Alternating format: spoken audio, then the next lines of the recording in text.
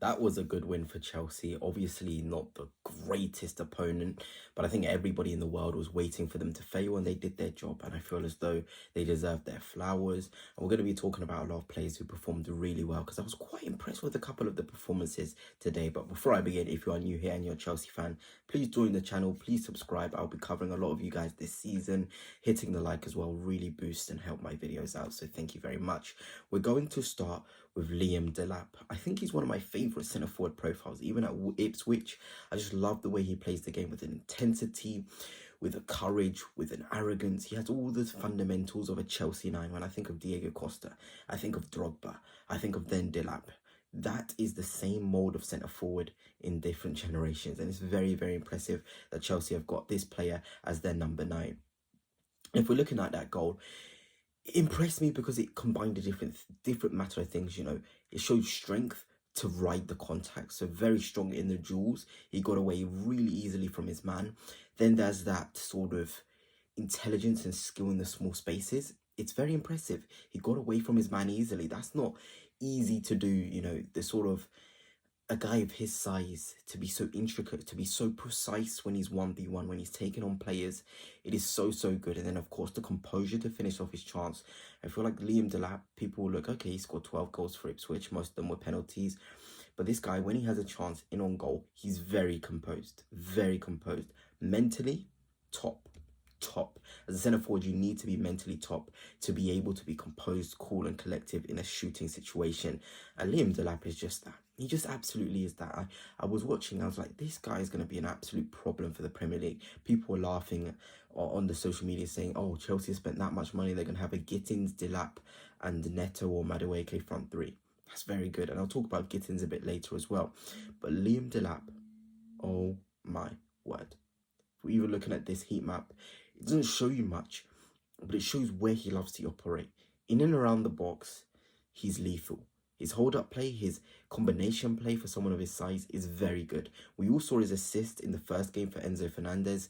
That's what he can do. The manipulation on the ball, the cross into the box, fantastic. Really good. He can be consistent with those actions. I feel like that's a problem. It absolutely is. And he really can be a box presence. Too many times Jackson wouldn't be in the right areas in the box. With DELAP, you can be assured he will be in the right zones to receive balls into his feet, into the box for him to head, to finish off. He just has all the fundamentals of a centre forward. If we look in more detail at his stats, 2 shots on target, 19 touches, 77% pass accuracy, ground duels won both of them as well.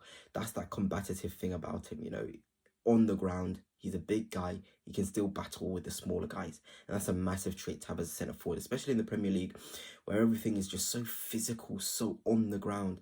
We saw how sort of the centre-forward position has changed. You need to also have the technical abilities whilst also having the strength and the ability to win duels, and DELAP absolutely has that. And I know it's only the Club World Cup, but these are small indications to what he will bring regardless of the opponent. It genuinely is.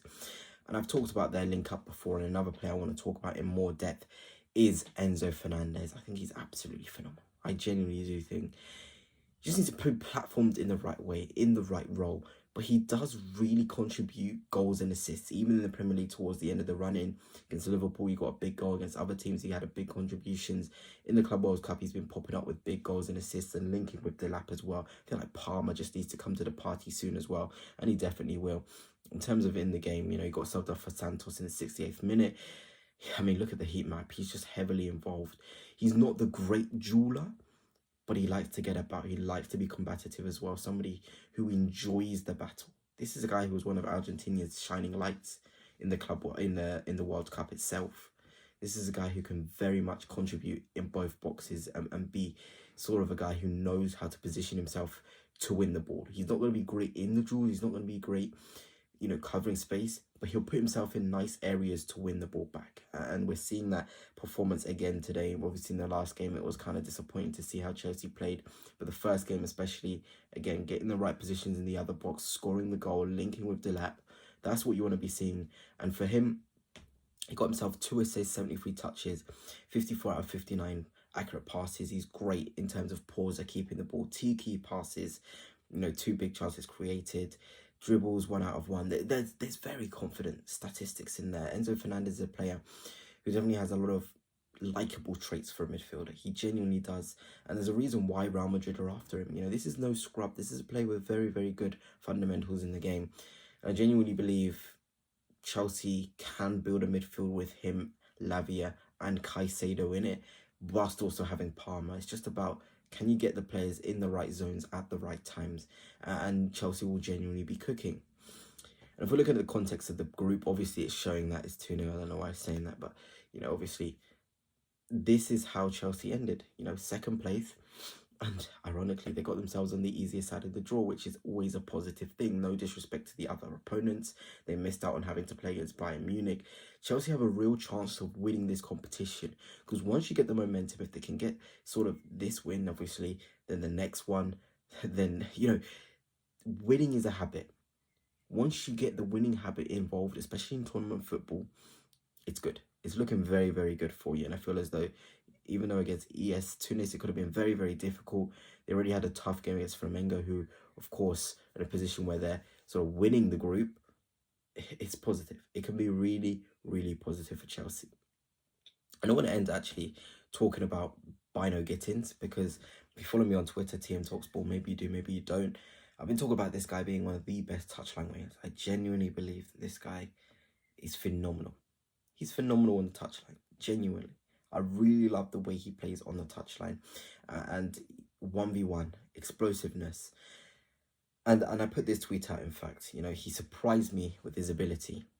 He can be one of the very best in his position. I do believe he can be, you know. We talk about Vinicius when he was young, having the tendencies, the bad tendencies, the bad habits. Gittins has those bad habits, but harness them. If progress is linear, Gittins will absolutely perform. He'll absolutely perform. Genuinely, he will. And I talked about his explosiveness, 1v1, capacity to go on the outside and the inside. Good at creating separation. You know, Sancho's not the best at that. Makes good shooting angles. Touchline demon. There's so many upsides to this signing. For 35 to 40 million or 40 to 50 million, whatever the price is. This is a guy who can genuinely sit at the table with the likes of Vinicius Jr., with the likes of the very, very best left wingers. That's where he's at. It's the truth. You can't not watch Gittins and feel excited. I guess Chelsea want a ready now winger, but Gittins is ready now to contribute to an extent. And if you get him now, you'll be thanking your lucky stars and be like, yes, thank God we got him when those stocks were low. Thank God we got him at the time we did, because he will be one of the best wingers in the world. I do believe he has every single tool to be that. But I'm excited for Chelsea project in general. They've got a lot of young players. I like Esteval, Kendrick Payes, Gittins, Esugo. There's so many players in the Chelsea side. If you're an FM player, you would absolutely love to look at their projects as well. But anyway, that's it for now. And until next time, peace.